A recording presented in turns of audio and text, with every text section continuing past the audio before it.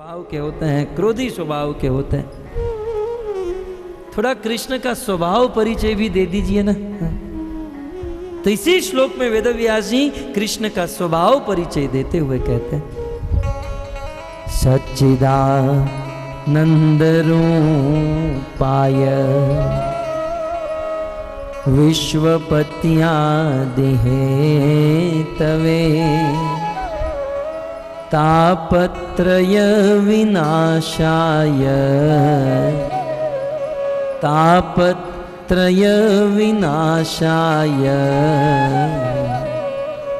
श्री कृष्णाय वयं नुमः, श्री कृष्णाय वयं नुमः। तापत्रय विनाशाय, कृष्ण का स्वभाव परिचय देते हुए वेदव्यास जी ने कहा तापत्रय विनाशाय। कृष्ण वो है जो संसार के जीवों के तीनों ताप मिटा देते हैं। भक्तों, इस संसार में प्रायः सब लोग दुखी हैं और दुख को ही शास्त्रीय भाषा में ताप कहा गया है। वैसे इस संसार में जीवों को अनेक प्रकार के दुख है और इन सारे दुखों को तीन भागों में बांटा गया है, आदि दैविक, आदि भौतिक, आदि आध्यात्मिक। कुछ ऐसे दुख हैं जो देवताओं के द्वारा मिलते हैं, भूकंप हो जाना यह है आदि दैविक क्लेश, अतिवृष्टि हो जाना, अनावृष्टि हो जाना, सूर्य के द्वारा अधिक तप जाना, वरुण देवता अपनी सीमा से बाहर आ जाना, सुनामी आ जाना, ये सब देवताओं के द्वारा दुख है, आदि दैविक क्लेश, आदि दैविक ताप। तो कुछ ऐसे दुख हैं जो हमारे ही अपने समाज के द्वारा मिलते हैं। हमारा अपना समाज हमें दुख देता है, जिसे हम मानते हैं कि ये हमारा समाज है, जिसे हम मानते हैं कि ये हमारे लोग हैं, ये हमारा आदमी है, वही हमें सबसे ज़्यादा दुख देते हैं। ये मैं नहीं कहता हूँ, चाणक्य पंडित नीति शास्त्र में लिखते हैं, शरीरे अरि प्रहरति स्वजन हृदयस्तु वा। हमारे अपने हमें जितना दुख देते हैं उतना पाकिस्तान वाले नहीं देते हैं, हमारे अपने। क्योंकि शत्रु जो होता है ना, वो तो शस्त्र चलाता है और शस्त्र का घाव हॉस्पिटल में जाकर हम उसे ठीक कर सकते हैं, लेकिन स्वजन जो होते हैं ना, वो हृदय पर वार करते हैं। वह घाव जीवन भर तक ठीक नहीं हो सकता। हमारे अपने ही स्वजन हमें दुख देते हैं, हमारा अपना समाज हमें दुख देता है। मैं अक्सर कहता हूँ, आप अपनी दृष्टि सीधी रखकर चलोगे तो समाज वाले कहेंगे देखो इसकी दृष्टि कितनी बिगड़ गई है। उस समाज वालों की बात सुनकर अपनी दृष्टि को नीचे रखकर चलोगे तो वही समाज वाले कहेंगे कि कुछ गलत काम किया है, नहीं तो इसकी दृष्टि कभी नीचे नहीं पड़ सकती।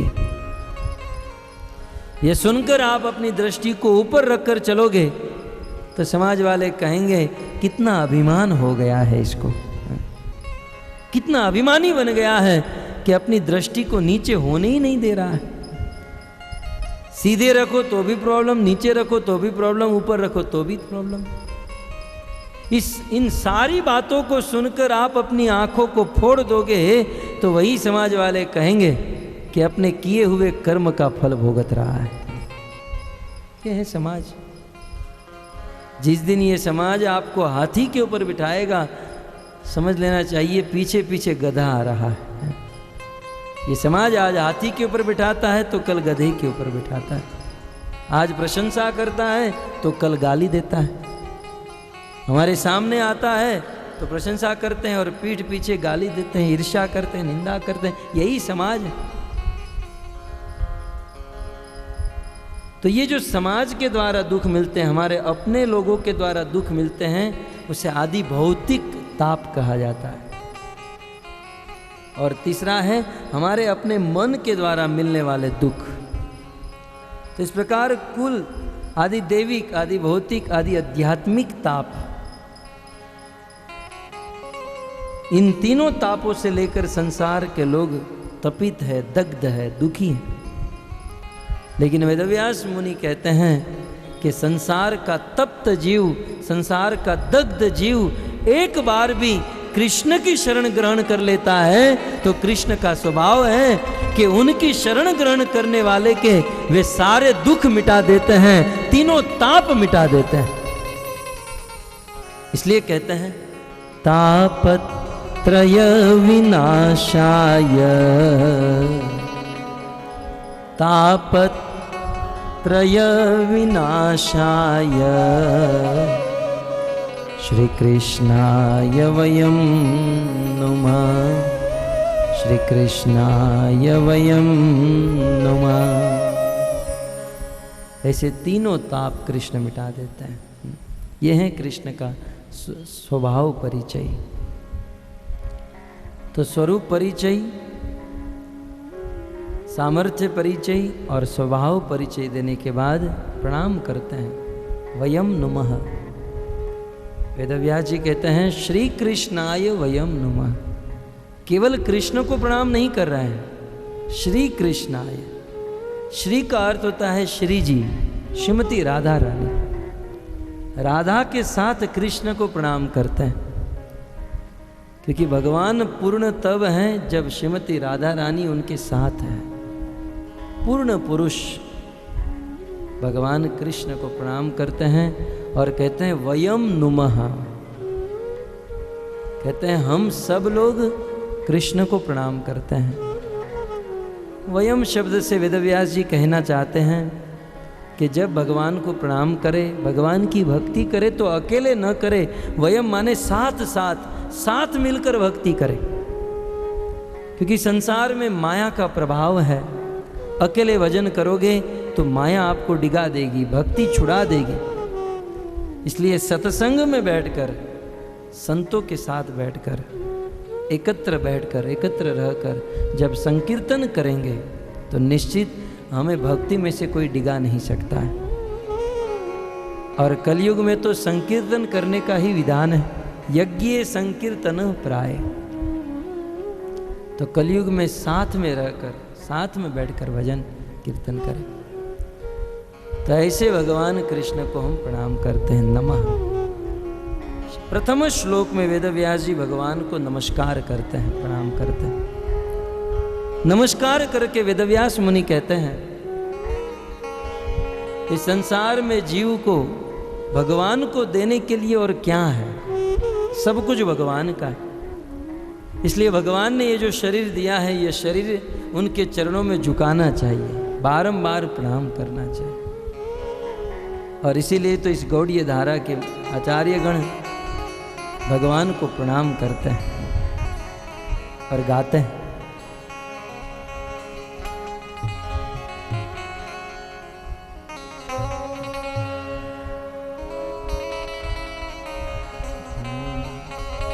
कृष्ण जिनका नाम है,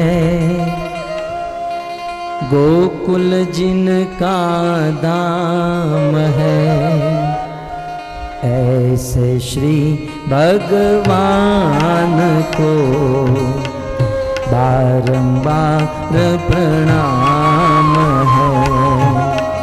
कृष्ण जिनका नाम है, गाइए।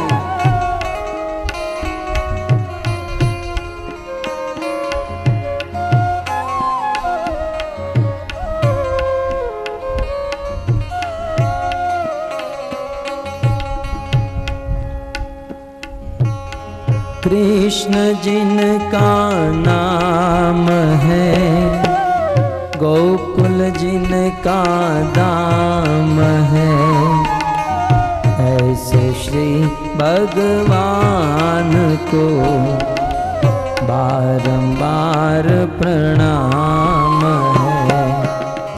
कृष्ण जिनका नाम है, गोकुल जिनका दाम है, ऐसे श्री भगवान को बारंबार प्रणाम।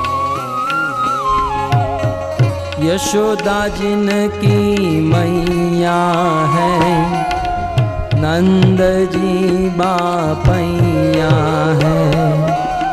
यशोदा जिनकी मैया है, नंद जी बापैया है।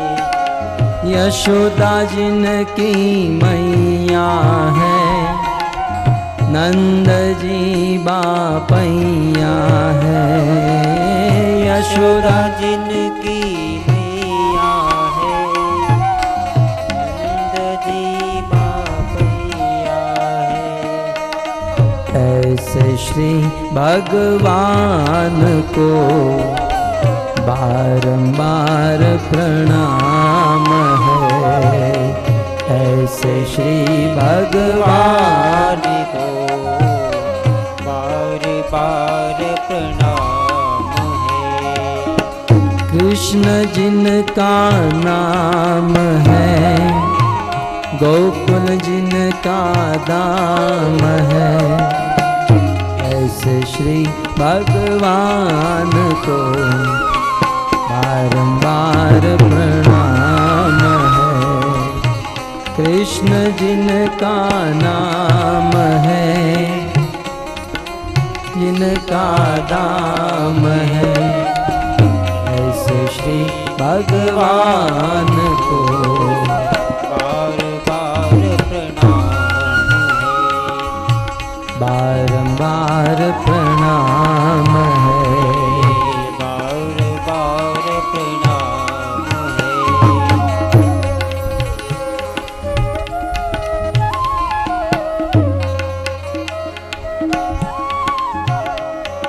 श्री वेदव्यास मुनि भगवान को प्रणाम कर रहे हैं। आइए हम भी महामंत्र के साथ बड़े भाव से भगवान को प्रणाम करें।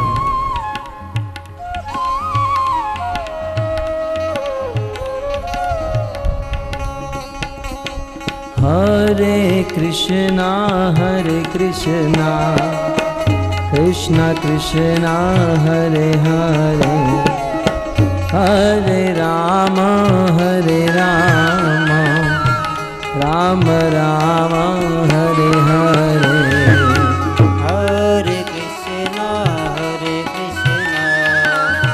कृष्ण कृष्ण हरे हरे, हरे राम राम राम हरे हरे। हरे कृष्णा कृष्ण कृष्ण हरे हरे, हरे राम राम राम हरे हरे। हरे कृष्णा कृष्ण कृष्ण हरे हरे, हरे राम राम राम हरे हरे। हाँ, हरे कृष्णा कृष्ण कृष्ण हरे हरे, हरे राम राम राम हरे हरे। हरे कृष्णा कृष्ण कृष्ण हरे हरे, भाव से हरे राम राम राम हरे हरे। हरे कृष्णा कृष्ण कृष्ण हरे हरे, हरे राम राम राम हरे हरे।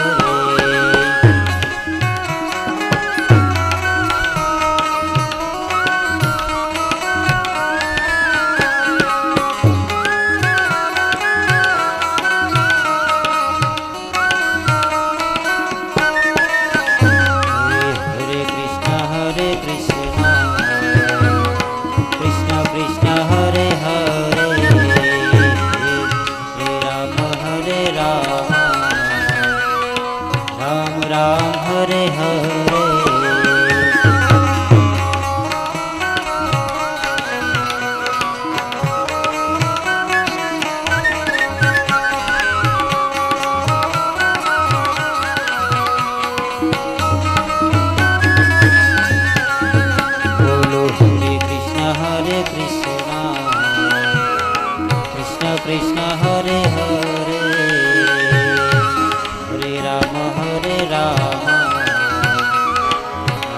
राम हरे हरे।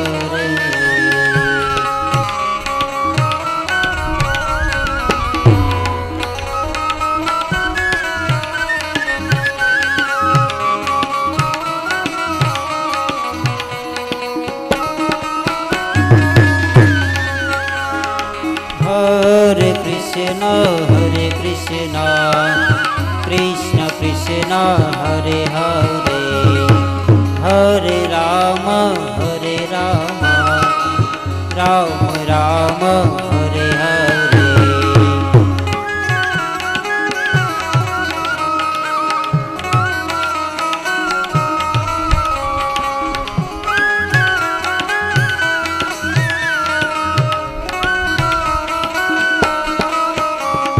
हरे कृष्णा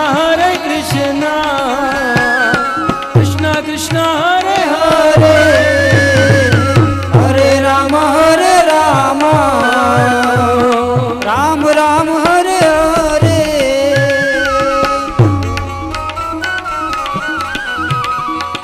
हरे कृष्ण कृष्ण कृष्ण हरे हरे, हरे राम राम राम हरे हरे। हरे कृष्णा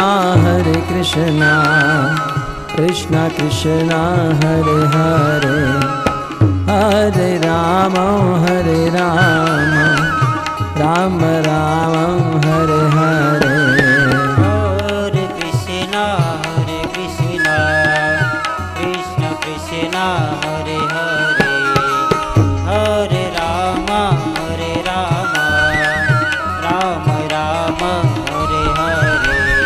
हरे कृष्णा कृष्णा कृष्णा हरे हरे, हरे राम राम राम हरे हरे। हरे कृष्ण कृष्ण कृष्ण हरे हरे, हरे राम राम राम हरे हरे। हरे नाम संकीर्तन की जय।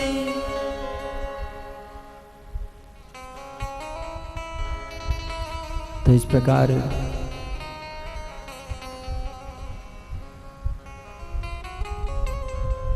श्री वेदव्यास मुनि इस एक श्लोक में भागवत महात्म्य बताने जा रहे हैं।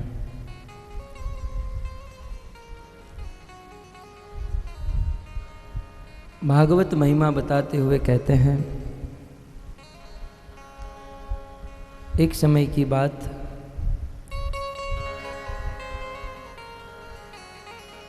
महाराज परीक्षित जिनको 7 दिन के बाद मरने का शाप लगा हुआ था, भागीरथी गंगा के तट पर सुखदेव गोस्वामी के चरणों में विराजमान थे और सुखदेव जी महाराज परीक्षित को जैसे ही भागवत कथा सुनाने जा रहे थे, श्री वेदव्यास मुनि लिखते हैं, उसी समय स्वर्ग से कुछ देवतागण पधारे, अपने हाथ में अमृत कलश लेकर वहां पर प्रकट हो गए। वेदव्यास जी ने कहा, स्वकार्य कुशलः सुरा, जो अपना काम बनाने में बड़े स्वार्थी हैं, ऐसे देवता वहां पर प्रकट हुए और सुखदेव गोस्वामी से कहने लगे, प्रभु हम स्वर्ग से आए हैं, ये स्वर्ग का अमृत हमारे पास है, ये अमृत कलश आप रख लीजिए और इस अमृत के बदले आप हमें भागवत कथा अमृत प्रदान कीजिए। देवतागण सीधे सीधे आकर बैठ गए होते तो ठीक था, परंतु यह देवता एक सुखदेव जी के साथ सौदा करने लगे, एक बिजनेस करने लगे। सुखदेव जी को बड़ा क्रोध आया। बोले आपने ये स्वर्ग के तुच्छ अमृत की तुलना भागवत कथा अमृत के साथ की। कहां तुम्हारा स्वर्ग का अमृत और कहां ये भागवत कथा अमृत। क्व कथा क्व सुधा लोके क्व काच क्व मणि महान। ये भागवत कथा जो है हीरे के समान है और तुम्हारे स्वर्ग का अमृत एक शीशे के टुकड़े के समान है। शीशे का टुकड़ा एक हीरे की बराबरी नहीं कर सकता है। वैसे आप लोग स्वर्ग के अमृत की बराबरी भागवत कथामृत के साथ कर रहे हो। देवताओं, आपने बहुत बड़ा अपराध किया है, भागवत का अपमान किया है। अतः आप लोग भागवत सुनने के अधिकारी नहीं हो। अब भी इसी समय यह स्थान छोड़कर आप चले जाओ, नहीं तो मैं आप लोगों को श्राप दे दूंगा। सुखदेव जी ने देवताओं को वहां से निकाल दिया। कहने का अर्थ यह है, यह भागवत कथा अमृत जो है स्वर्ग के अमृत से कोटि कोटि गुना श्रेष्ठ है। क्योंकि स्वर्ग के अमृत का पान करके देवता लोग दीर्घ जीवी बन गए, निरोगी बन गए, लेकिन मृत्यु से नहीं बच पाए। परंतु एक बार भी यदि कोई भागवत कथा अमृत का पान कर लेता है तो वह जन्म जन्मांतर के जन्म मृत्यु के बंधन से मुक्त होकर सदा सदा के लिए वैकुंठ को प्राप्त कर लेता है। वह व्यक्ति अमर बन जाता है। और इसीलिए स्वर्ग में रहने वाले देवता भागवत सुनना चाहते हैं। जब स्वर्ग के देवता यह कथा सुनना चाहते हैं तो मृत्यु लोक में रहने वाला मरण धर्मा मनुष्य यह भागवत कथा सुनना क्यों नहीं चाहेगा, अर्थात अवश्य सुनेगा। जब महाराज परीक्षित ने 7 दिन तक ये भागवत कथा सुनी तो 7वें दिन महाराज परीक्षित वह तक्षक नाग आए उसके पहले अपने शरीर को छोड़कर वैकुंठ भगवान के धाम में चले गए। 7 दिन कथा सुनकर महाराज परीक्षित को वैकुंठ की प्राप्ति हुई। यह बात तीनों लोक में फैल गई, सबको विदित हो गई। जब ब्रह्मा जी के कान में यह बात गई कि 7 दिन कथा सुनकर परीक्षित का उद्धार हुआ, ब्रह्मा जी को इस बात पर विश्वास नहीं हुआ। ऐसा लिखे हैं, राज्ञो मोक्ष कथा वीक्ष पुरा धाता विस्मित सत्यलोके तुलाबद्वा तोलयत् साधनान्यज तोलयत् साधनान्यजः।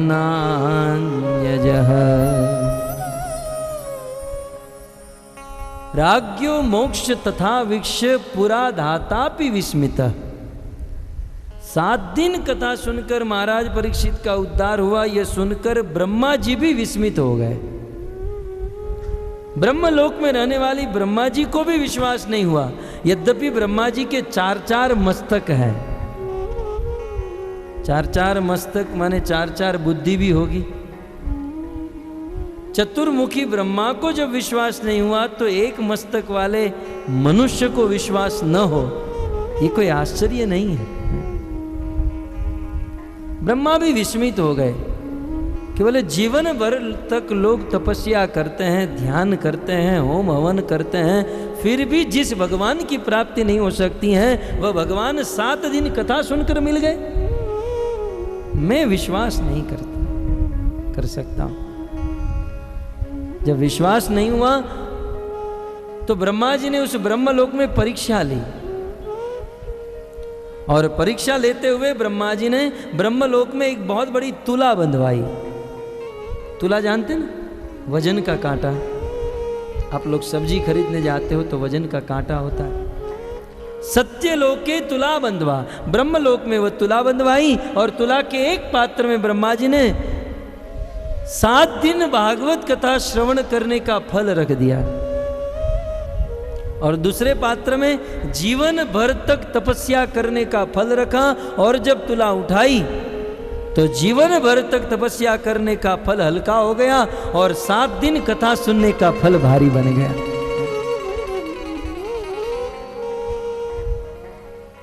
तब ब्रह्मा जी ने तपस्या का फल उतार दिया और जीवन भर तक यज्ञ करने का फल उस तराजू के उस एक पात्र में रखा और उस तराजू को, उस तुला को उठाई तो जीवन भर तक यज्ञ करने का फल हल्का हो गया और 7 दिन कथा सुनने का फल भारी बन गया। इस प्रकार करते हुए सारे साधनों को तोलने लगे, लेकिन भागवत कथा की बराबरी कोई नहीं कर पाया। ब्रह्मा जी का माथा फिर गया। अंत में ब्रह्मा जी ने सारे साधनों को एक पात्र में रखा और दूसरे पात्र में भागवत कथा सुनने का फल, और फिर जब कांटा उठाया कहते हैं सारे साधन हल्के हो गए और भागवत कथा सुनने का फल भारी बन गया। दुनिया के सारे साधन मिलकर भी भागवत कथा की बराबरी नहीं कर पाए। तब ब्रह्मा जी ने ब्रह्मलोक से एक रिजोल्यूशन पास कर दिया, एक निर्णय दे दिया कि भगवत प्राप्ति करने के लिए सबसे सरल और सुगम साधन यदि कोई है तो श्रीमद् भागवत कथा का श्रवण है। बिल्कुल सरल और सुगम साधन। अन्य साधनों में कष्ट है, प्रॉब्लम है, परंतु भागवत कथा सुनने में कोई कष्ट नहीं, बिल्कुल सरल साधन। तो इस प्रकार वेदव्यास जी ये दूसरा इतिहास सुनाते हैं कि यह भागवत जो है संसार के अन्य साधनों से श्रेष्ठ है। श्री वेदव्यास मुनि और एक इतिहास सुनाते हैं। तुंगभद्रा नदी के तट पर आत्मदेव नाम के ब्राह्मण रहते थे और ब्राह्मण के पास सब कुछ था, धन संपत्ति थी। उनकी एक पत्नी थी जिसका नाम था धुंधली। परंतु संसार का नियम है ना कुछ कमी अवश्य रहती है। 100 किलो की बोरी जो उठा सकता है उसे भोजन करने के लिए रोटी नसीब नहीं हो सकती है, और जिसके पास रोटी है वो बोरी नहीं उठा सकता है। कुछ लोगों के पास बहुत भूख है लेकिन भोजन नहीं है, तो कुछ लोगों के पास भोजन है लेकिन भूख नहीं है। भोजन लगे इसलिए दवाई लेते हैं। संसार की यह अपूर्णता है। आत्मदेव ब्राह्मण के पास सब कुछ था लेकिन एक बात की कमी थी। उनका विवाह हुआ, बहुत वर्ष बीत गए, परंतु संतान नहीं हो रही थी, और संतान नहीं होने के कारण उनके हृदय में बहुत दुख हुआ और एक दिन आत्महत्या करने चले गए। तुंगभद्रा नदी में जैसे ही आत्महत्या करने जा रहे थे, जैसे ही कूदने जा रहे थे, तुरंत वहां पर एक तेजस्वी सन्यासी प्रकट हुए और आत्मदेव ब्राह्मण के हाथ को पकड़ लिया। बोले ब्राह्मण देवता ये क्या कर रहे हैं? बोले आप मुझे छोड़ दीजिए, मुझे मरने दीजिए। बोले आत्महत्या करना बहुत बड़ा पाप है, ये गलत है, आप क्यों आत्महत्या कर रहे हो? आखिर कारण क्या है? उस आत्मदेव ब्राह्मण ने कहा कि मेरे जीवन में बहुत कष्ट है, दुख है। कारण यही है कि मुझे कोई संतान नहीं है, मैं अपवित्र हूं। घर पर कितने भी ताजे फल लाता हूं तो लाते ही सड़ जाते हैं। घर पर कितना भी अच्छा बीज बोऊं लेकिन वह फलीभूत नहीं हो सकता है। मुझे देखकर लोग अपना रास्ता बदल देते हैं, लोग मुझे अपवित्र मानते हैं। इतना पापी हूं कि मुझे तो कोई संतान नहीं है, लेकिन मेरे घर पर जो गाय है उसे भी कोई संतान नहीं है। और संतान नहीं होने के कारण आज मैं दुखी हूं, और ऐसे दुख से तो अच्छा है कि मैं मर जाऊं। आप मुझे छोड़ दीजिए, मुझे मरने दीजिए। उस समय उस सन्यासी ने कहा कि हे ब्राह्मण देवता, आप कितनी बार मरोगे? क्योंकि आपके इस जीवन में नहीं, आने वाले 7 जन्म तक आपके नसीब में संतान नहीं लिखी है। आने वाले 7 जन्मों तक आपको संतान नहीं हो सकती है। आप कितनी बार आत्महत्या करोगे? ब्राह्मण तो बुद्धिमान होते हैं।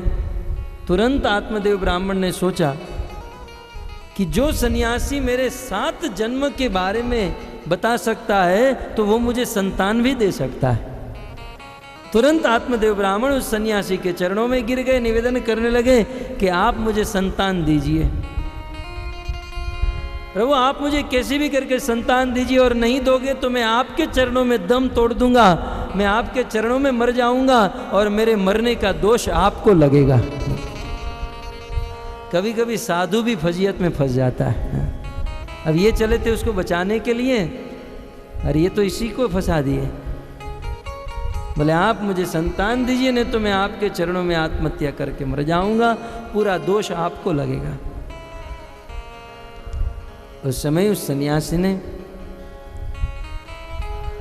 आत्मदेव ब्राह्मण को एक फल दिया और कहा कि अपनी पत्नी धुंधली को खिला देना। 9 महीने के बाद उनके गर्भ से एक संतान की प्राप्ति होगी। आत्मदेव उस फल को लेकर अपने घर पर आए, धुंधली को दिए, अपना काम करने चले गए। लेकिन धुंधली वह फल अपने हाथ में लेकर सोचने लगी, मन में संकल्प विकल्प होने लगे। उस समय उसकी एक सखी, उनकी एक बहन उनके घर पर आई थी।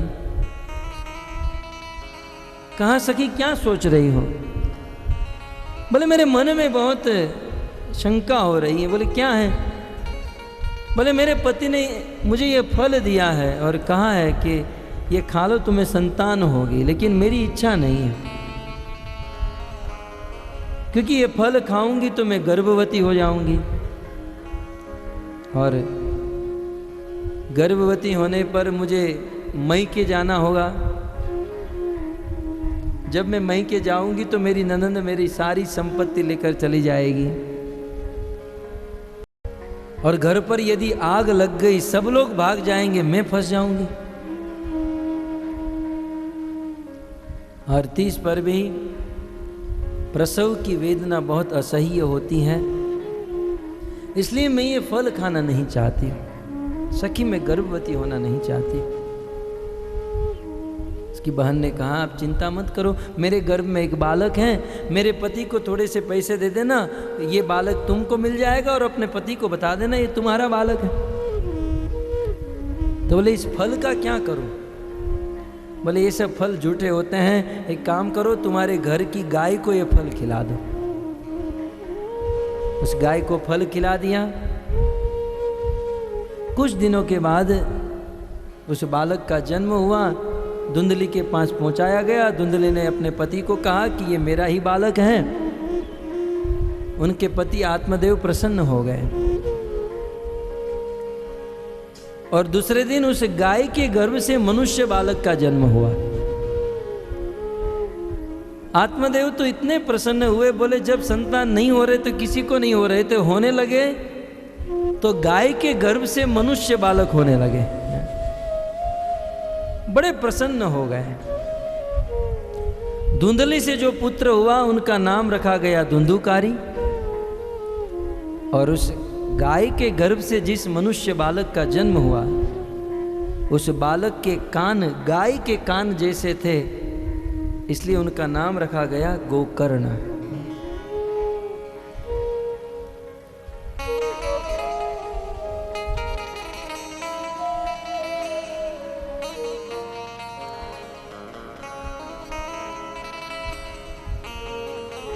आत्मदेव ब्राह्मण के 2 पुत्र हुए, गोकर्ण और धुंधुकारी।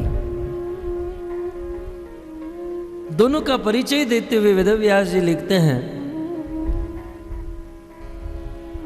गोकर्ण जो थे वो महाभागवत थे, भगवान के परम भक्त थे। जन्म से ही भगवान के प्रति स्वाभाविक प्रेम था, उनकी रुचि थी। परंतु धुंधुकारी जो था वो महाखल था, महापापी, मांस खाता था, शराब पीता था, जुआ खेलता था, अवैध स्त्रियों का संग करता था, चोरी करता था। गांव में घूमते हुए छोटे छोटे बच्चे खेलते रहते थे, उसे उठाकर कुएं में फेंक देता था। अनेकों प्रकार का कुकर्म करता था धुंधुकारी। और इस धुंधुकारी के कुकर्म के कारण उनके भाई गोकर्ण तीर्थाटन करने के लिए वन में चले गए। यहां धीरे धीरे धुंधुकारी अनेकों प्रकार के पापों में उलझ गया और यह पाप करते हुए धुंधुकारी अपनी सारी संपत्ति, पिताजी की संपत्ति को नष्ट कर दिया। आत्मदेव ब्राह्मण जब पुत्र नहीं था तब जितने दुखी थे उससे कई गुना ज्यादा पुत्र होने के बाद दुखी हो गए।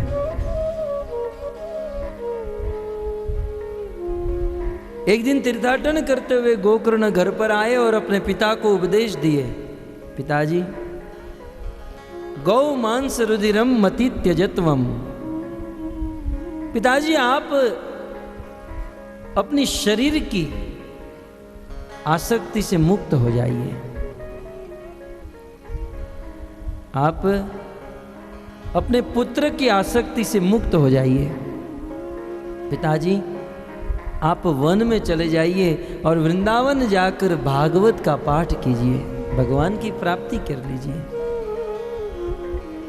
गोकर्ण का उपदेश आत्मदेव ब्राह्मण के हृदय में लग गया। निकल पड़े घर से, वन में जाकर भागवत का पाठ करने लगे। श्रीमद् भागवत दशमस्य पाठम, श्रीमद् भागवत के 10वें स्कंद का पाठ करने लगे। और भागवत पाठ करते करते एक दिन उनकी मृत्यु हो गई और भगवान के धाम में चले गए। परंतु यहां जैसे ही पिताजी चले गए, धुंधुकारी का पाप करना और बढ़ गया। एक दिन 5 वेश्या को लेकर अपने घर पर आया और उनकी मां यह दृश्य नहीं देख पाई, एक कुएं में गिरकर आत्महत्या कर दी। और अब धुंधुकारी उन वेश्याओं के लिए बहुत बड़ी बड़ी चोरी करने लगा। एक दिन राजा के घर पर चोरी करके बहुत सारा माल सामान लेकर आया। इन नर्तकियों ने देखा कि ये बहुत चोरी करके आया है। इन 5 नर्तकियों ने मिलकर धुंधुकारी के हाथ और पांव बांध दिए और उनके मुख में गरम गरम कोयले डालकर उसे तड़पा तड़पा कर मार डाला। और कहते हैं उन्हीं के घर में खड्डा करके गाड़ दिया और ये सारा माल सामान लेकर चली गई। भक्तों, ये कर्म का सिद्धांत है जो शास्त्रों में बताया गया है। इस संसार में जब किसी जीव का जन्म होता है तो जन्म से ही उनकी मृत्यु की तारीख पक्की हो जाती है। जातस्य ही ध्रुवम मृत्यु, ध्रुवम जन्म मृतस्य च। मृत्यु जन्मताम वीर देहेन सह जायते। जिस दिन जन्म होता है उसी दिन मृत्यु की तारीख नक्की हो जाती है। मानो किसी को कर्म के अनुसार 90 वर्ष की आयु मिली है, किसी को 100 वर्ष की आयु मिली है। लेकिन जिसकी 90 वर्ष की आयु है, मानो 60 वर्ष में एक्सीडेंट में यदि वो मर गया या आत्महत्या करके मर गया या किसी ने मार दिया तो 30 वर्ष उनके अधूरे रह गए। तो 30 वर्ष तक उसे इस पृथ्वी पर भटकना होगा। बिना शरीर के ही भटकना होगा। शरीर यदि नष्ट हो गया तो बिना शरीर के, लेकिन उसकी उम्र तो उसे कंप्लीट करनी ही होगी। तो धुंधुकारी को समय से पहले मारा गया, इसलिए उनकी कमौत हुई थी। और क्योंकि जीवन भर धुंधुकारी ने पाप किया था, कुकर्म किए थे, इसलिए मरने के बाद वह प्रेत बना। गोकर्ण को पता चला कि मेरे भाई की मृत्यु हो गई है। गया जैसे पवित्र तीर्थ में जाकर उन्होंने श्राद्ध किया, अंत्येष्टि क्रिया की। कुछ दिन के पश्चात अपने घर पर वापस लौटे। एक दिन गोकर्ण जी अपने घर पर सोए हुए थे। रात को अचानक भयानक आवाज होने लगी। रात को कभी सियार की आवाज, सिंह की आवाज, गाय की आवाज, इस प्रकार की आवाज होने लगी। गोकर्ण जी जग गए और जहां से आवाज हो रही थी वहां गंगा जल अभिमंत्रित करके छिड़कने लगे। उसे बोलने की शक्ति मिली। गोकर्ण जी ने पूछा, आप कौन हो? इस प्रकार से क्यों आवाज कर रहे हो? तब उसने कहा कि मैं तुम्हारा भाई हूं। गोकर्ण, मैं धुंधुकारी हूं। गोकर्ण जी ने कहा, धुंधुकारी तुम यहां क्या कर रहे हो? बोले, भैया जीवन भर मैंने पाप किया है और मैं मरा नहीं हूं, मुझे मारा गया है और इसलिए मरने के बाद अब मैं प्रेत बना हूं। भैया मुझे बहुत कष्ट हो रहा है, मुझे कैसे भी करके इस प्रेत शरीर से मुक्त कराओ।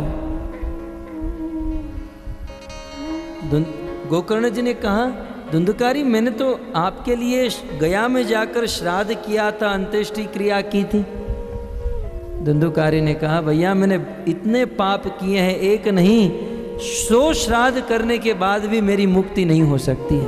मैं बहुत पापी हूं, परंतु मेरा उद्धार कीजिए, मुझे बड़ा कष्ट हो रहा है। दूसरे ही दिन सुबह गोकर्ण अपने गांव के बड़े बड़े प्रकांड पंडित ब्राह्मणों के पास गए और निवेदन किए, बताओ जिस व्यक्ति ने जीवन भर पाप किया है, मरने के बाद प्रेत बना है, ऐसे पापी प्रेत का उद्धार करने के लिए क्या करना चाहिए?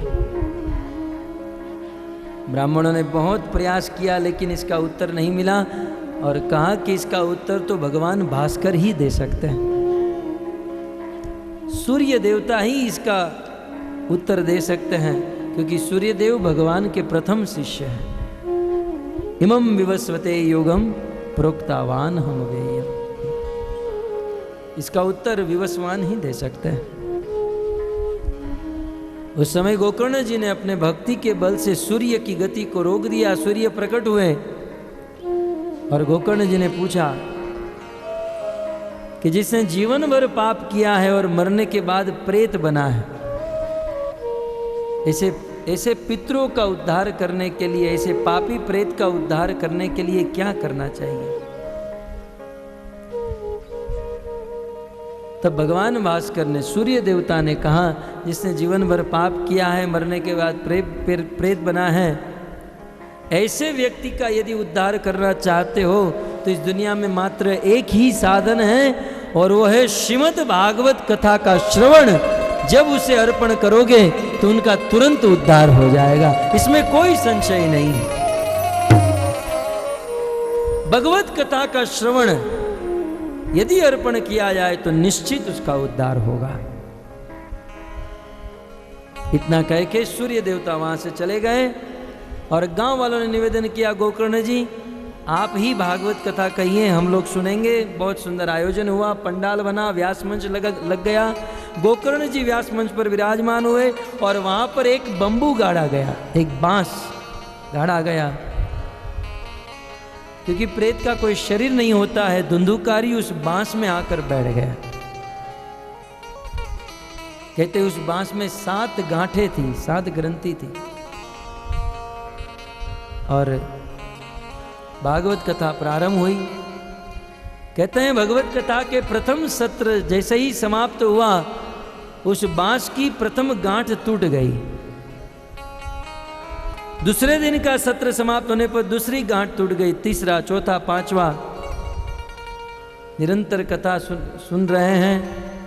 7वें दिन जब पूर्णाहुति हो रही थी, कहते हैं 7वें दिन उस बांस की 7वीं गांठ टूट गई और आश्चर्यमय घटना घटी।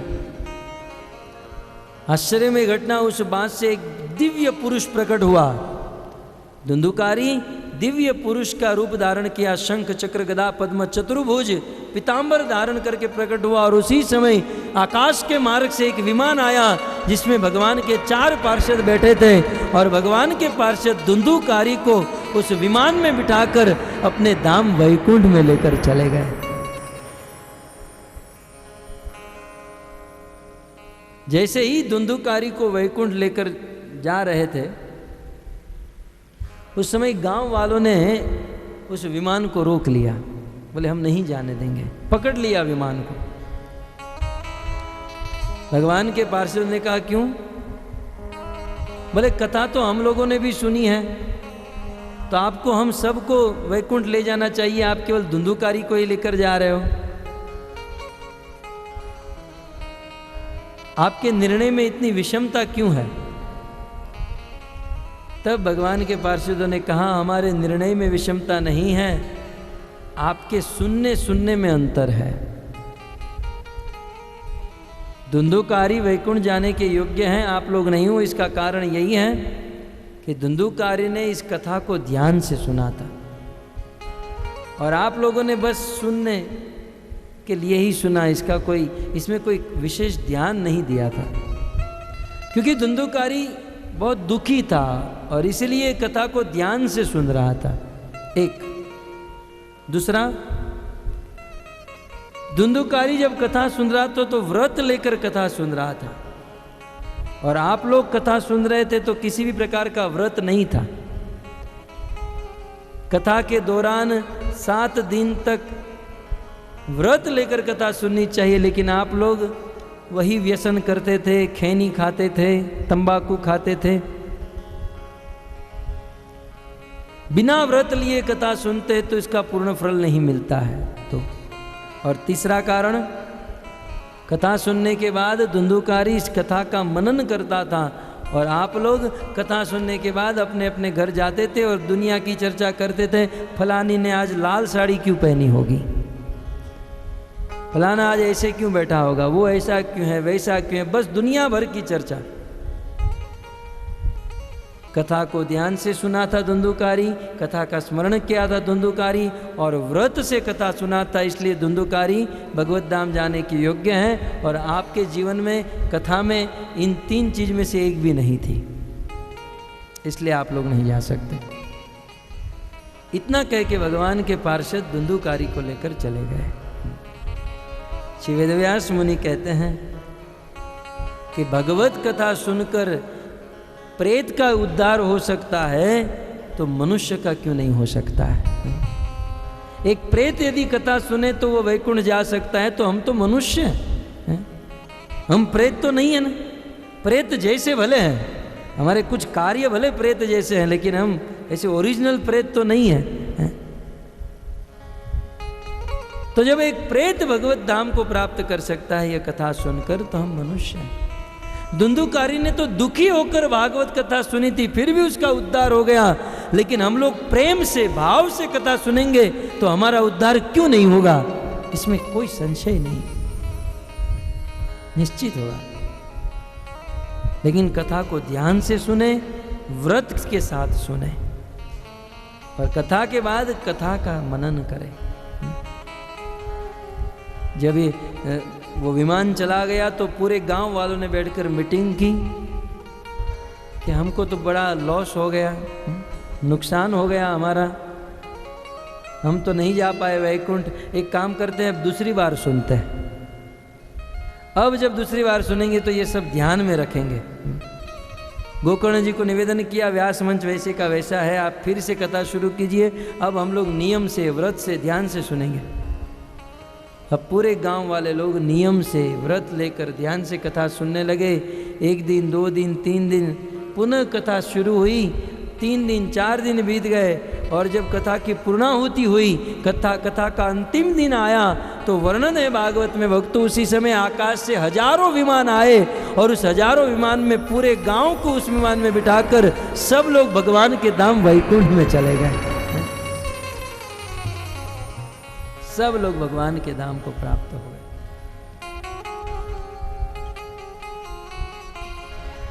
तो इस प्रकार ये हैं भगवान ये है भागवत की महिमा, जो वेदव्यास मुनि ने कुछ अध्यायों में इसे प्रकट किया है। कई बार हमारे मन में यह प्रश्न होता है कि भागवत क्या है। ये भागवत जो है साक्षात भगवान के मुख से निकला हुआ ग्रंथ है। भगवान नारायण के मुख से यह भागवत प्रकट हुआ है। और जिस समय भगवान नारायण के मुख से यह भागवत प्रकट हुआ, उस समय भागवत में 100 करोड़ श्लोक थे। लेकिन आज कलयुग की बुद्धि के अनुसार वेदव्यास मुनि ने हम सबको 18,000 श्लोक में भागवत प्रदान किया। भागवत क्या है? भागवत पंचम वेद है। इतिहासम पुराणम पंचम वेदानाम वेदम। भागवत 5वां वेद है। ये भागवत समस्त वेद और उपनिषदों का सार है। ये भागवत रस से भरा हुआ सागर है। भागवत ज्ञान, वैराग्य और भक्ति का मूल है। भागवत मृत्यु को मंगलमय बनाने वाला ग्रंथ है। भागवत जो सुनता है उसका तो उद्धार होता ही है, साथ ही साथ भागवत सुनने वाले के माता पिता और उनके पितरों का भी उद्धार होता है। आज के आधुनिक विज्ञान और आधुनिक लोगों को विश्वास नहीं होता है कि भागवत सुनने से हमारे पितरों का उद्धार कैसे होगा। यहाँ हम भागवत सुने पृथ्वी लोक पर, और वहाँ पितृलोक में पितरों का उद्धार, ये कुछ समझ में नहीं आता है। हमारा विश्वास नहीं हो पा रहा है। भक्तों, आप इतना ही समझिए। मैं छोटा सा दृष्टांत दे रहा हूँ, इससे आप समझ सकते हैं। मान लो हमारे आगरा में कोई रह रहा हो और उनके माता पिता की इच्छा हुई कि हम अमेरिका घूमने जाएंगे। उनके माता पिता अमेरिका घूमने गए, 10 दिन के लिए गए थे, लेकिन उसको बड़ा आनंद आ गया तो अपने बेटे को यहाँ भारत में आगरा में फ़ोन करते हैं, बेटा हमें तो यहाँ पर बहुत आनंद आ रहा है, अब हम 10 दिन नहीं, अब हम 1 महीना यहाँ रुकेंगे। लेकिन बेटा हमारे पास पैसे नहीं है, एक काम करो थोड़े पैसे भेज दो। तो इनका बेटा क्या करेगा? आगरा के किसी बैंक की ब्रांच में जाकर पैसे डिपॉजिट करा देगा, पैसे जमा करा देगा, और उनके माता पिता अमेरिका के किसी एटीएम कार्ड में, एटीएम मशीन में अपना कार्ड डालेंगे, सारे पैसे उनको मिल जाएंगे। भक्तों, मैं इतना ही समझाना चाहता हूँ, जब भौतिक जगत में रहने वाले भौतिक मनुष्यों की ऐसी व्यवस्था है कि भारत में पैसे डालो और अमेरिका में निकाल दो, तो क्या भगवान की ऐसी व्यवस्था नहीं हो सकती है कि यहाँ पर हम भागवत कथा सुने और पितृलोक में पितरों का उद्धार हो जाए, उसे भागवत कथा का फल प्राप्त हो जाए। जब मनुष्यों की ऐसी व्यवस्था है तो क्या भगवान की ऐसी व्यवस्था नहीं हो सकती? अवश्य हो सकती है। ये भागवत सुनने से सुनने वाले का उद्धार होता है, उनके पितरों का भी उद्धार होता है, इसमें कोई संशय नहीं है। तो भागवत मृत्यु को मंगलमय ग्रंथ बनाने वाला ग्रंथ। भागवत विशुद्ध प्रेम शास्त्र है। भागवत व्यक्ति को शांति और समाज में क्रांति लाने वाला ग्रंथ है। भागवत काल और भय से मुक्त करने वाला ग्रंथ है, और भागवत भगवान के समस्त इतिहासों का सार है। और इतना ही नहीं भक्तों, ये भागवत उभयात्मक ग्रंथ है। भागवत की सेवा 2 प्रकार से हो सकती है। एक तो भागवत को भोग चढ़ाकर उनकी आरती करके भागवत की सेवा होती है, और दूसरा भागवत को सुनकर उनकी सेवा होती है। और सत्य कहें तो ये भागवत कोई साधारण ग्रंथ नहीं है, ये भागवत कोई साधारण पुस्तिका नहीं, ये भागवत साक्षात भगवान का वांगमयी स्वरूप है। साक्षात कृष्ण ही भागवत के रूप में कन्वर्ट हो चुके हैं। भागवत के प्रत्येक श्लोक कृष्ण है, और इसीलिए शास्त्र में कहा गया कि भागवत के 12 स्कंद जो हैं भगवान कृष्ण के 12 अंग हैं। पादो यदीयो प्रथम तु द्वितीय तृतीय तुर्यो कथितो यदूरु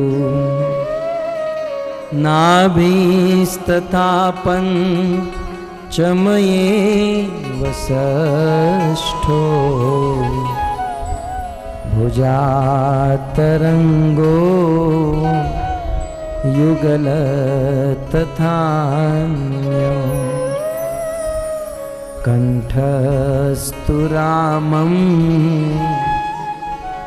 नवमो यदीयो मुखारविन्दं दृश्यमप्रफुल्लम् एकादशो यस्य ललाटपटम्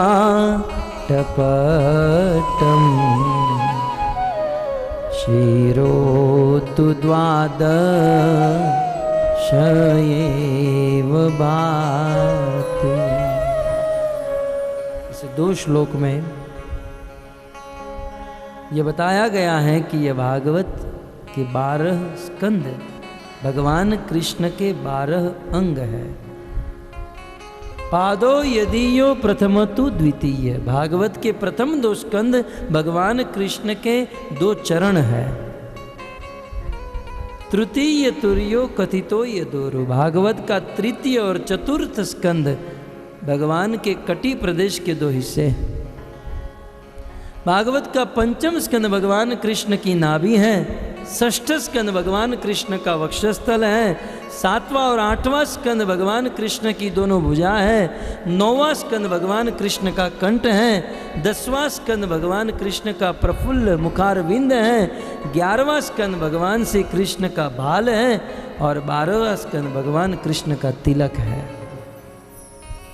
इस प्रकार ये 12 स्कंद भगवान के 12 अंग है, अर्थात ये भागवत भगवान की वांगमयी मूर्ति है। श्री वेदव्यास जी के पिता पराशर ऋषि ने भागवत शब्द की व्याख्या करते हुए कहा, इसमें 4 अक्षर हैं, भ, ग, व और त।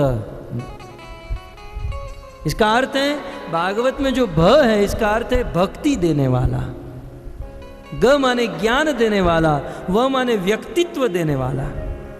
भागवत व्यक्तित्व देने वाला है। हमें कैसा व्यक्ति बनना चाहिए, मनुष्य को कैसा होना चाहिए, ये भागवत सिखा रहा है।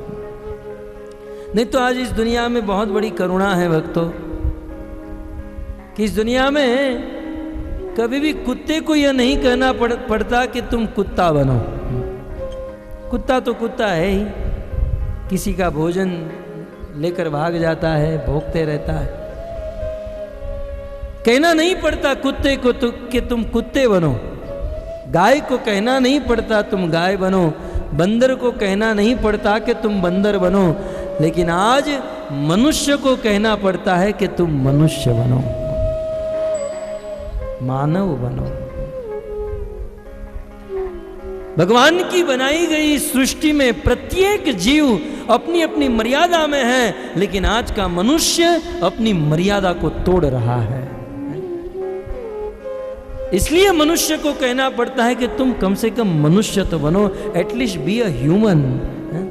कम से कम मानवता के स्तर पर तो आओ, एटलीस्ट एक सज्जन आदमी तो बनो। हम नहीं कहते कि बहुत बड़े साधु संत महात्मा बन जाओ, लेकिन एक जेंटलमैन आदमी तो बनो। आज का आदमी नहीं रहा है, पशुओं के स्तर से भी गिर चुका है। श्रील प्रभुपाद कहते हैं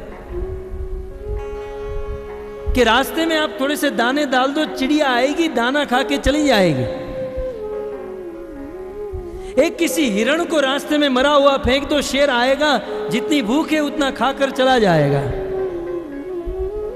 थोड़ा सा घास रास्ते में डाल दो, गाय आएगी, अपना पेट भर के चली जाएगी।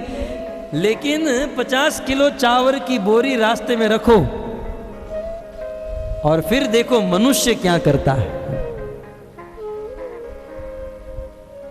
अन्य सारे जीव आएंगे, अपना पेट भरेंगे, खाकर चले जाएंगे, लेकिन मनुष्य खाएगा और साथ ही साथ उस बोरी को उठाकर अपने घर लेके जाएगा।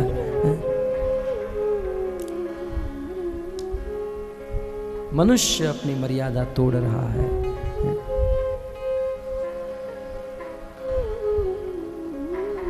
तो भागवत व्यक्तित्व देने वाला ग्रंथ है। भ माने भक्ति देने वाला, ग माने ज्ञान देने वाला, व माने व्यक्तित्व देने वाला, और त का अर्थ है तत्व ज्ञान देने वाला।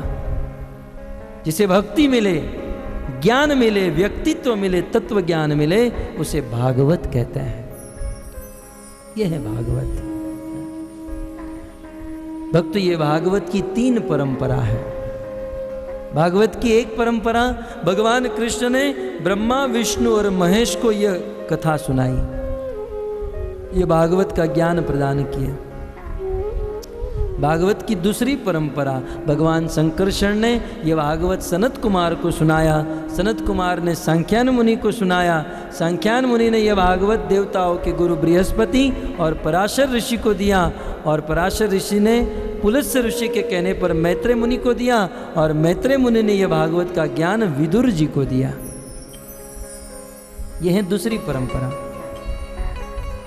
और भागवत की तीसरी परंपरा, जिस परंपरा के माध्यम से आज हमारे पास भागवत है, जिस परंपरा का भागवत जो आज हमारे पास है, वो है तीसरी परंपरा। भगवान नारायण ने ये भागवत ब्रह्मा जी को दिया, ब्रह्मा जी ने नारद जी को सुनाया, नारद जी ने वेदव्यास जी को सुनाया, वेदव्यास जी ने यह भागवत सुखदेव जी को दिया, सुखदेव जी ने यह भागवत महाराज परीक्षित और सूत गोस्वामी को सुनाया, और सूत जी ने यह भागवत नैमिषारण्य स्थित 88,000 ऋषि मुनियों को प्रदान किया। और सूत जी ने भारत के ऋषि मुनियों को जो भागवत सुनाया, वह भागवत आज हमारे पास उपस्थित है। इस प्रकार श्रीमद् भागवत की, भागवत के वक्ताओं की 3 परंपरा है जो भागवत में गिनाई गई।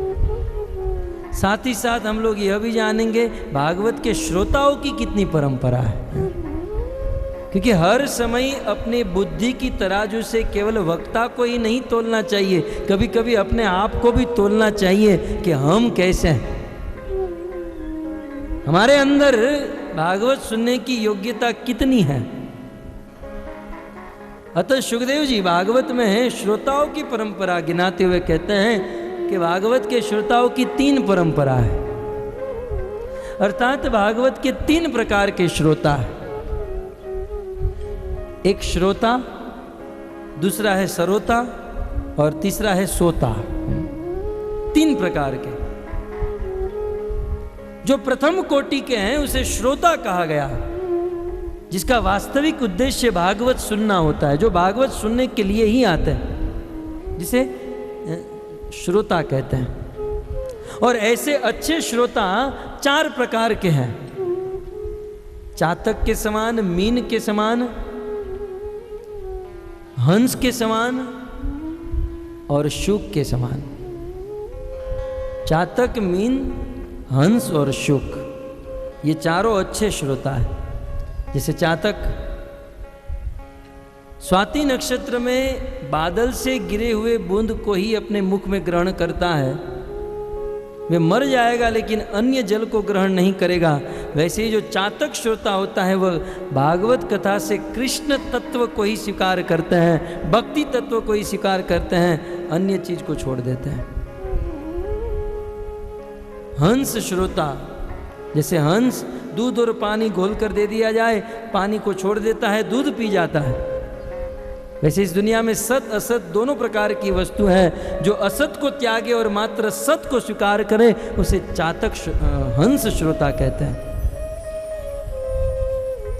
और शुक श्रोता, शुक माने तोता, आप तोते को कुछ सुना दीजिए, आपकी जो सुनी हुई बात है उसी को रटते रहता है, दोहराते रहता है। तो कुछ ऐसे श्रोता हैं जो कथा सुनते हैं और कथा सुनकर अपने खेतों में, अपने घर में, अपनी दुकानों में, सभी जगहों पर सुनाते रहते हैं, इसे शुक श्रोता कहते हैं। और अच्छे श्रोताओं में चौथे श्रोता है मीन श्रोता। जैसे मछली अपनी आंख कभी, अपनी पलक कभी गिराती नहीं है, वैसे मीन श्रोता एक दृष्टि से कथा सुनते हैं, अपनी पलक को कभी गिराते नहीं हैं, अर्थात कथा सुनते हुए सोते नहीं हैं। मीन श्रोता। यह है अच्छे श्रोता की परंपरा। यह है प्रथम कोटि के श्रोता। अब दूसरे कोटि के श्रोता जिसे सरोता कहा जाता है। सरोता जानते हैं? वो सुपारी काटने का काम करता है? सरोता। सरोता का काम क्या है? काटना। वैसे दूसरी प्रकार के जो श्रोता है ना, उस श्रोता नहीं, सरोता है। भागवत कथा में या तो आते हैं, भागवत में आकर बैठते भी हैं, लेकिन काम मात्र काटने का होता है। बस दूसरों की युक्ति को काटे, दूसरों में दोष देखे। ये ऐसी यहाँ के बदले यहाँ रखा होता तो अच्छा था, फलानी वस्तु यहाँ रखी होती तो अच्छी थी। बस मात्र दोष ही देखते रहे, मात्र काटने का काम करे। सरोता। ऐसे सरोता को सुखदेव जी ने ऊंट कहा, कैमल। ऐसे सरोता जो है, जो मात्र दोष देखने के लिए आते हैं, वो ऊंट जैसे हैं। ऊंट जैसे। आपने रेगिस्तान में ऊंट देखा होगा। ऊंट जो है उस रेगिस्तान के पेड़ के पत्ते खाता है,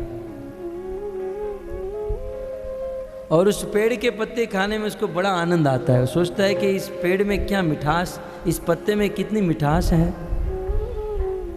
उस रेगिस्तान के पेड़ के पत्तों में कोई मिठास नहीं है, लेकिन ऊंट को मिठास लगती है।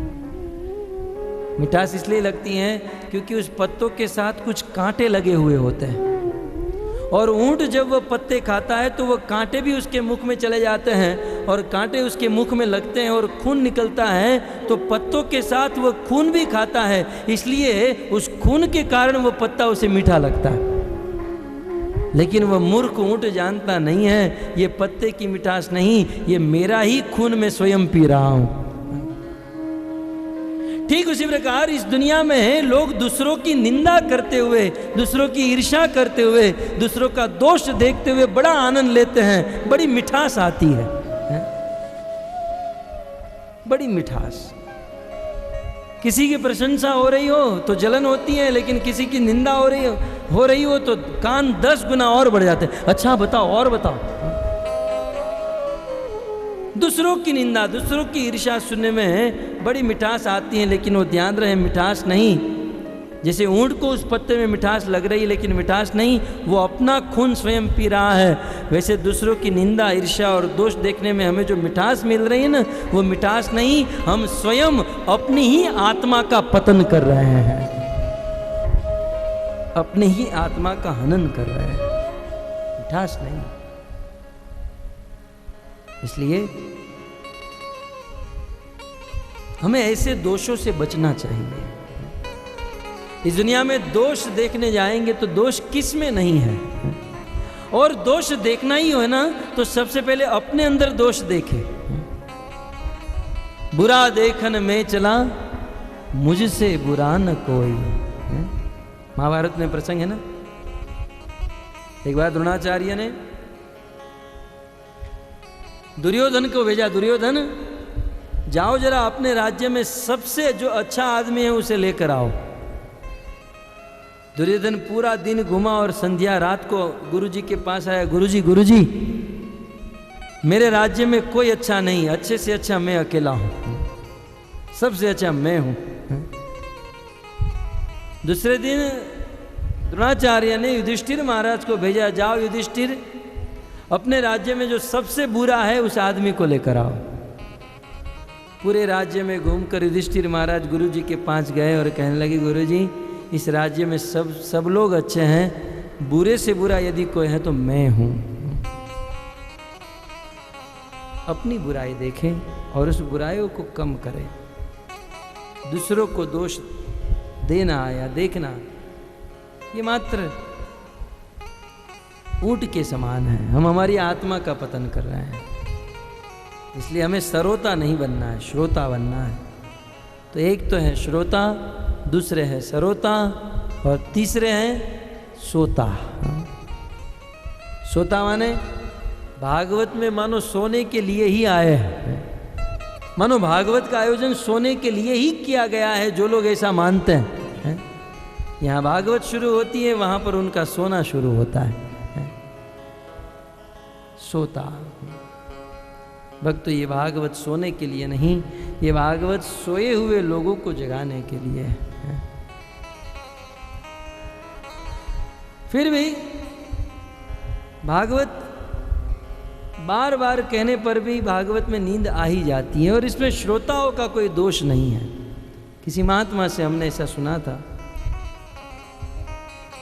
कि ये निद्रा देवी जो है ना, कुंभकर्ण की पत्नी है। कुंभकर्ण जानते ना, रावण का भाई त्रेता युग में। ये कुंभकर्ण 6 महीने तक सोता था और फिर भी जगता नहीं था, जगाया जाता था, और जगकर कई टन मांस मदिरा पीकर फिर से सो जाता था। तो ऐसे कुंभकर्ण की पत्नी है निद्रा देवी। जब भगवान श्री रामचंद्र ने कुंभकर्ण को मार डाला, तब उनकी पत्नी निद्रा देवी भगवान रामचंद्र के पास आई और कहने लगी, प्रभु दुनिया के लोग, आपके भक्तगण आपके धाम की प्राप्ति किस प्रकार से करते हैं। भगवान ने सोचा इसका पति मर गया, लगता है इसको भी भगत बनना है, इसलिए भक्ति का मार्ग पूछ रही है। भगवान ने ये सोचा, सीधे साधे थे भगवान रामचंद्र। बोले अच्छा, मेरे भक्त किस प्रकार मेरी प्राप्ति कर सकते हैं। मेरी प्राप्ति होती है मेरी कथा सुनकर। निरंतर कथा जब मेरा भक्त सुनता है तो उसे मेरी प्राप्ति होती है। निद्रा देवी ने कहा कि अब मेरा काम बन गया। अब प्रभु आपने मेरे पति को मारा है ना, मैं आपका बदला लूंगी, और दुनिया में जहाँ जहाँ आपकी कथा होगी और जो जो भक्त आपका भगत आपकी कथा सुनेगा, जैसे ही कथा सुनने बैठेगा ना, मैं उसके मस्तक पर जाकर बैठ जाऊंगी और उसे सुला दूंगी, उसका उद्धार करने ही नहीं दूंगी। ये निद्रा देवी का वादा है। जो भक्त आपकी कथा सुनेगा उसके मस्तक पर जाकर बैठ जाऊंगी, सुला दूंगी, ताकि वो कथा न सुन सके, आपके धाम की प्राप्ति न कर सके। भगवान ने कहा ठीक है, तुम अपना काम करो, मैं भी मेरे भक्तों को वरदान देता हूं कि जब मेरी कथा होगी और मेरे भक्त कथा सुनेंगे और तुम उसके मस्तक पर बैठ जाओगी और मेरे भक्तों को नींद आएगी, ठीक है, लेकिन मैं वरदान देता हूं कि जब भक्तों को नींद आएगी और उस समय यदि वो मेरा नाम लेने लगे, मेरे नाम का कीर्तन करने लगे, तो तुम्हें उसी के मस्तक को नहीं, उनके गांव को छोड़कर जाना पड़ेगा। ये मेरा वरदान है। हरे कृष्णा कृष्ण कृष्ण हरे हरे, हरे राम राम राम हरे हरे। हरे कृष्णा कृष्ण कृष्ण हरे हरे, हरे राम राम राम हरे हरे। हरे कृष्णा कृष्ण कृष्ण हरे हरे, हरे राम राम राम हरे हरे। कृष्णा कृष्ण कृष्ण हरे हरे, हरे राम राम हरे हरे। हरे कृष्णा कृष्ण कृष्ण हरे हरे, हरे राम राम राम हरे हरे।